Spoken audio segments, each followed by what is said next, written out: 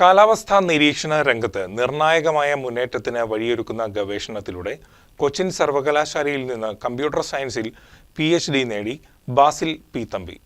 മഴയുടെ സാന്നിധ്യവും റഡാർ നിരീക്ഷണത്തിലുണ്ടാകുന്ന അനാവശ്യ ഭൂതല പ്രതിഫലനങ്ങളും കൃത്യമായി തിരിച്ചറിയുകയും അവ നീക്കം ചെയ്യുകയും ചെയ്യുന്നതിനായി ആർട്ടിഫിഷ്യൽ ഇന്റലിജൻസ് അടിസ്ഥാനമാക്കിയ പുതിയ അൽഗോരിതങ്ങൾ വികസിപ്പിച്ചതാണ് ഗവേഷണത്തിന്റെ മുഖ്യ നേട്ടം. കോതമംഗലം ബ്ലോക്ക് പഞ്ചായത്ത് പ്രസിഡന്റ് ജെസി സാജുവിന്റെ മരുമകനാണ് ബാസിൽ പി തമ്പി.